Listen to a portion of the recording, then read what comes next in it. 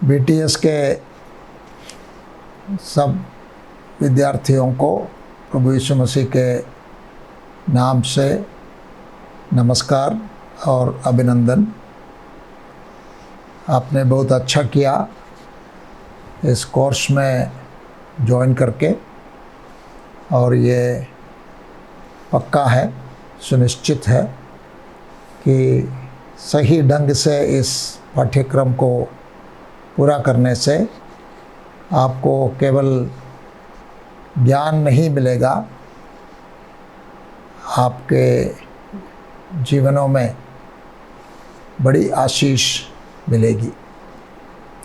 प्रभु यीशु का चेला बनकर रहने में और जीवन भर प्रभु यीशु की सेवा करने में आपको सहायता मिलेगी।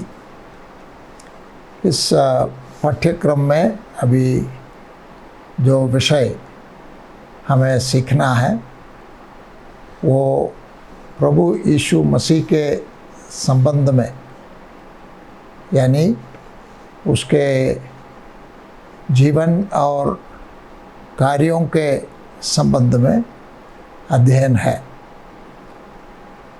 मसीहा के विषय इस अध्ययन को मसीह विज्ञान नाम दे सकते हैं।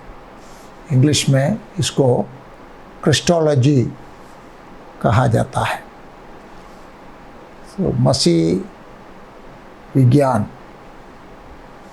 उसमें इस अध्ययन में हम मसीह के विषय जो पवित्र शास्त्र में दिए हुए सत्य हैं, इनको सीखेंगे। प्रभु यीशु मसीह एक अनोखा व्यक्ति है, उसके बराबर, उसके तुल्य कोई नहीं है। प्रभु यीशु को बाइबल के अनुसार सारे विश्वासी मानते हैं कि वो ईश्वर है और मनुष्य भी है। सो सबसे पहले हम यीशु मसीह के ईश्वरत्व का प्रमाण देखेंगे, क्योंकि प्रभु यीशु मसीह संपूर्ण ईश्वर है। ईश्वर के सारे गुण प्रभु यीशु में हम पा सकते हैं। मसीह के बारे में जब हम सीखते हैं, ये विज्ञान की शाखा बहुत महत्वपूर्ण है। उदाहरण के लिए हम इसमें सीखेंगे मसीह यीशु कौन है, और इस प्रश्न का गंभीर और महत्व इस अध्ययन को आवश्यक बनाता है। मत्ती 16 और 13, मरकुस 4 का 41, लूका 22 का 42 इत्यादि पदों में हम ये प्रश्न देखते हैं। और पवित्र बाइबल का केंद्रीय विषय प्रभु यीशु मसीह है। इसलिए जब हम मसीह के विषय अध्ययन करते हैं, हम समझ सकते हैं कि पवित्र शास्त्र बाइबल को समझने का प्रयास करते हैं। मानव जाति के लिए ईश्वर की योजना में यीशु मसीह का स्थान अद्वितीय है। जैसे कि सृजन, मुक्ति, उसके मध्यस्थ होना इत्यादि, और प्रत्येक मनुष्य का जीवन और अनंत काल का जीवन मसीह के प्रति उस व्यक्ति की प्रतिक्रिया में निर्भर रहता है। इस कारण कोई प्रभु यीशु मसीह को समझ न पाए, उसको गलत समझे, तो उसका प्रभाव उस व्यक्ति के संपूर्ण जीवन में, अनंत काल के जीवन में पड़ा रहेगा। इस अध्ययन में हम ये भी शामिल हमने किया है कि यीशु मसीह के बारे में क्या क्या गलत धारणाएं और भ्रांतियाँ उत्पन्न हो गई हैं और प्रचलन में हैं। आइए हम सबसे पहले देखते हैं पुराने नियम में मसीहा के बारे में क्या क्या दिया हुआ है। यहाँ अध्ययन का विषय है पुराने नियम में यीशु मसीह के बारे में जो बताया गया है। यीशु मसीह के विषय सबसे पहले हमें देखना है कि वो सचमुच में ईश्वर था। यीशु मसीह का ईश्वरत्व हम उसका शीर्षक बना सकते हैं। यीशु मसीह के लिए जो नाम दिए गए हैं पुराने नियम में, वे नाम स्पष्ट रूप से दिखाते हैं कि यीशु मसीहा ईश्वर है। उदाहरण के लिए एक नाम पुराने नियम में ईश्वर का जो व्यक्तिगत नाम है वो याहवे नाम है। याहवे नाम इब्रानी भाषा में 4 अक्षरों के साथ लिखा जाता है और इब्रानी भाषा में जो यहूदी लोग हैं याहवे नाम का सीधा उच्चारण नहीं करके उसके जगह अदोनिया, इब्रानी भाषा में अडोना नाम लेते हैं। प्रभु यीशु पुराने नियम में और कोई नहीं है, तो ईश्वर है जिसका व्यक्तिगत नाम याहवे है, वही हम देखते हैं। और आइए इसके लिए हम देखते हैं कि पहले जब इब्रानी भाषा में पवित्र शास्त्र का पुराना नियम लिखा गया, तब बाद में यूनानी भाषा में उसका अनुवाद हुआ। अनुवाद करते समय ये शब्द जो है, याहवे शब्द जो है, उसको जैसे यहूदी लोग इब्रानी भाषा में ही याहवे आदर के साथ, भय और आदर के कारण उसका उच्चारण नहीं करता था, तो उसको इब्रानी भाषा में ही अदोनिया बोलते थे, जिसका अर्थ है प्रभु। और यूनानी भाषा में जब पुराने नियम का तर्जुमा हुआ, तब उसमें भी अदोनिया के जगह प्रभु जिसका अर्थ है, ऐसा शब्द यूनानी भाषा में जो कि कुरियोस जो शब्द है उसका इस्तेमाल किया गया। बाद में जो इंग्लिश जैसे भाषा में, अंग्रेजी में अनुवाद हुआ, उसमें भी याहवे नाम लॉर्ड LORD जिसमें चारों अक्षर बड़ा अक्षर रहता है, ऐसा किया। लेकिन हम देखते हैं कि पुराने नियम में जो याहवे शब्द था वही प्रभु यीशु मसीह के लिए भी प्रयोग किया गया है। उदाहरण के लिए भजन में 102 भजन, उसमें 24 से 27 तक आप पढ़िए। और साथ में नए नियम के पुस्तक इब्रानी पहला अध्याय 10 से 11, 12, 10, 11, 12 भी पढ़िए, तो हम समझेंगे कि पुराने नियम में जो याहवे है वहीं प्रभु यीशु मसीह है। वैसे ही यिर्मयाह 17 और 10, यिर्मयाह 17, 10 और प्रकाशित वाक्य 2 का 23 एक साथ पढ़ने से यही समझ में आएगा। वैसे ही जकरिया 11 का 13 और मत्ती 27 का 9 यही करता है। यशायाह 60 का 19 और लूका 2 का 30 हमें यही ज्ञान प्रदान करता है।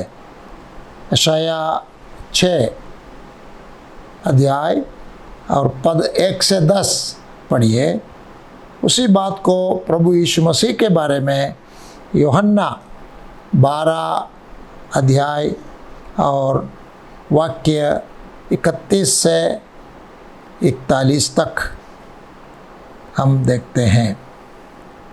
इन सब पदों में हम देखते हैं प्रभु यीशु मसीह ही पुराने नियम का याहवे है। वैसे ही यशायाह 40 का 3 और मत्ती 3 का 3, यशायाह 45 का 21 से 26 और फिलिपी 2 का 10, साथ में यशायाह 44 का पद 6 और प्रकाशित वाक्य 1 अध्याय से पद 17 से लेकर 28 तक। ये सब आयतें स्थापित करती हैं कि पुराने नियम में जो याहवे नाम दिया गया है प्रभु यीशु मसीह को दर्शाता है। फिर दूसरा पद हम पुराने नियम में जो देखते हैं वो ये है ईश्वर, इब्रानी भाषा में एलोहीम, ईश्वर या एलोहीम। एलोहीम एक इब्रानी भाषा का शब्द है और यीशु मसीहा के लिए कई बार प्रयोग किया गया है। एलोहीम एक प्रकार से एक सामान्य शब्द है और उसका प्रयोग स्वर्गदूतों के लिए, कभी बड़े बड़े मनुष्यों के लिए और देवताओं के लिए भी किया जाता है। लेकिन इसका प्रयोग यीशु मसीहा के लिए इस अर्थ में किया जाता है, सच्चा ईश्वर। उदाहरणार्थ यशायाह 9 का 6, शक्तिशाली ईश्वर प्रभु यीशु के बारे में कहा गया है। यह मसीह के बारे में एक भविष्यवाणी है और इस शब्द का अर्थ है पराक्रमी ईश्वर। याहवे को एक पराक्रमी ईश्वर भी कहा जाता है। इसी प्रकार यीशु मसीह को भी एक पराक्रमी ईश्वर कहा गया है। इसके संबंध में और पवित्र शास्त्र के वचन देखिए, जैसे कि भजन 45 उसमें पद 6 और 7, और उसी को इब्रानी नए नियम में इब्रानी 1 से 8 में उद्धृत किया गया है। जैसे कि हम देख चुके हैं यशायाह 40 के 3 में और मत्ती 3 के 3 में हम देख चुके हैं। और इस शब्द का जो एलोहिम शब्द है उसका अर्थ होगा स्वामी, शक्तिशाली, ये सब। और एक तीसरा शब्द है प्रभु, इब्रानी भाषा में पुराने नियम में अडोनाई। ये शब्द प्रभु यीशु के लिए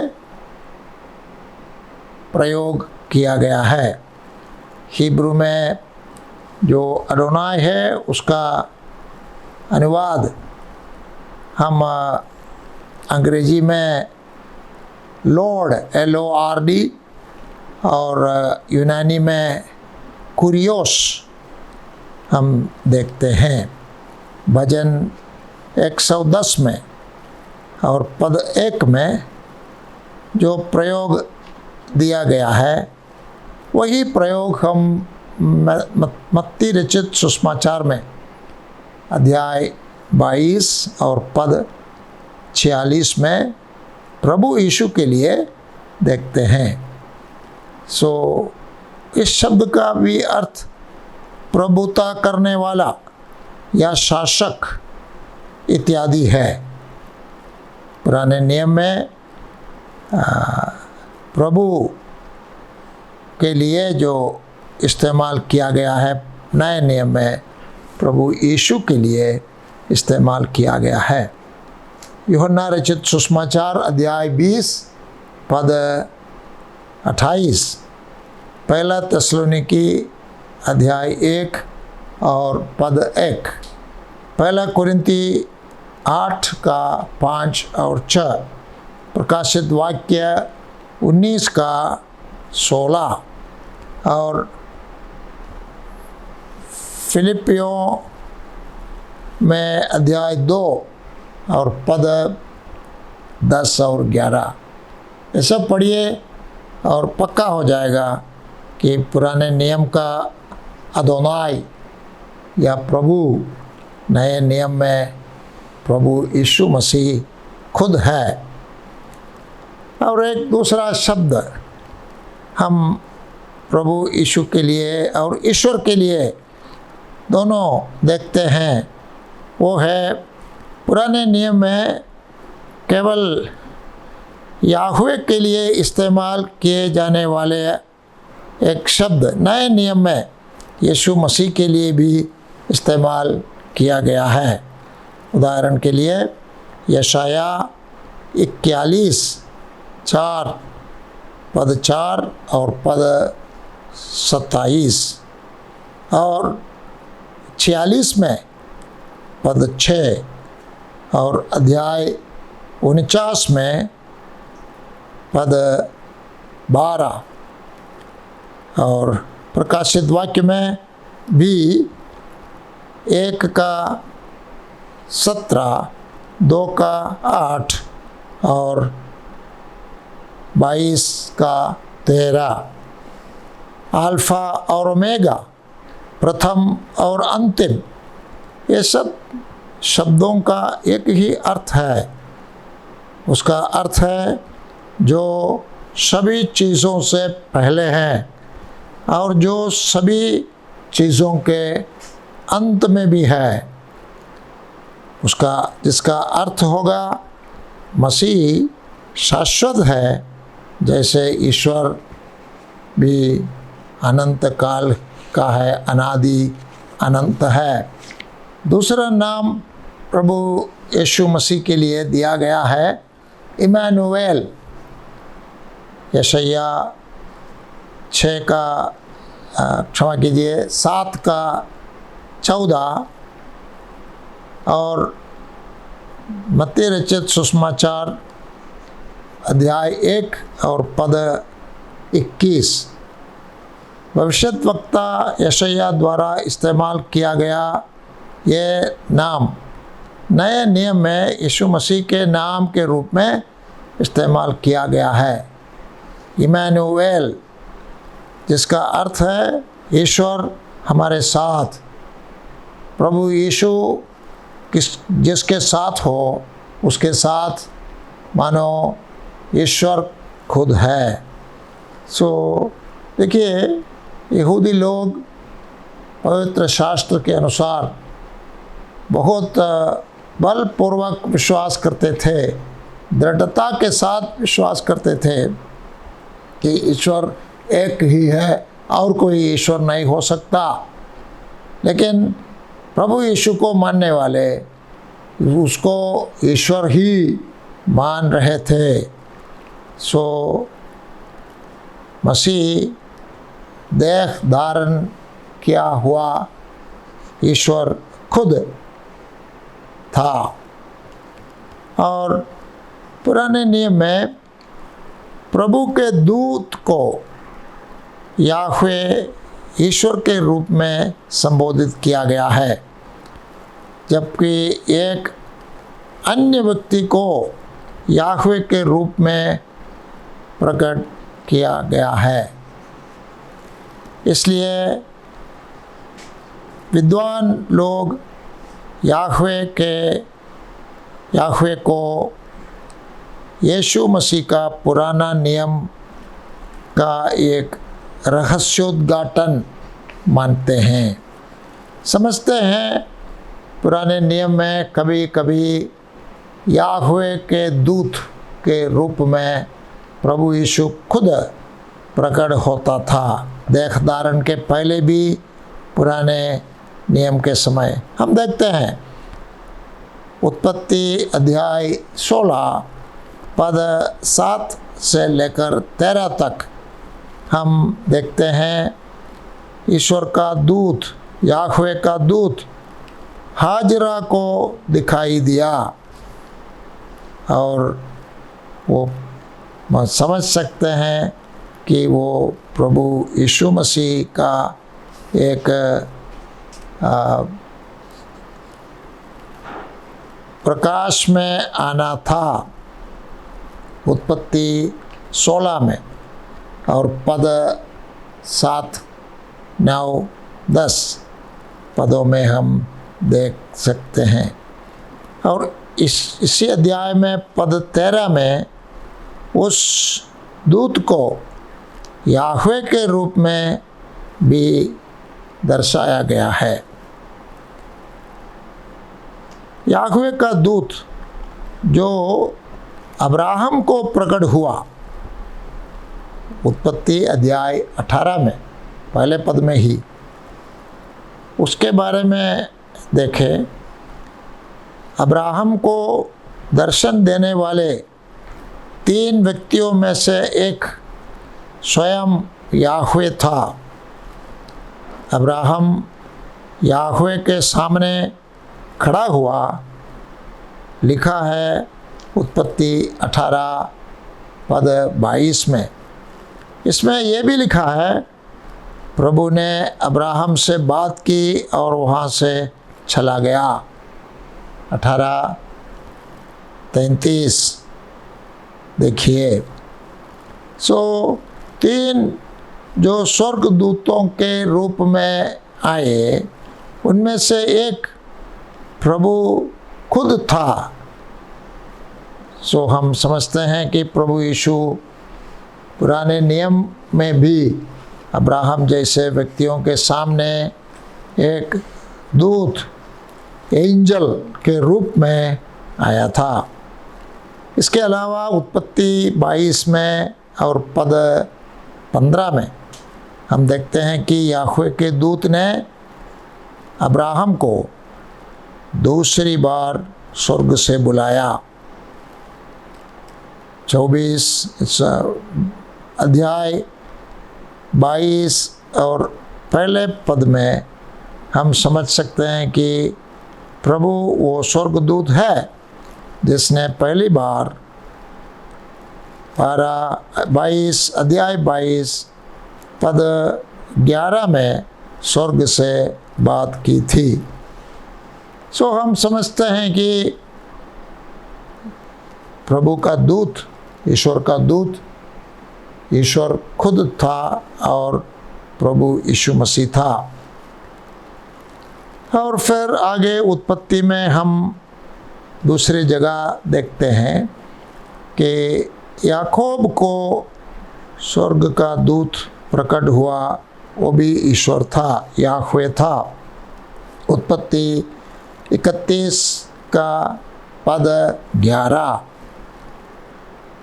वहाँ पर याहवे का दूत जो याकूब को बुलाते हुए देखते हैं।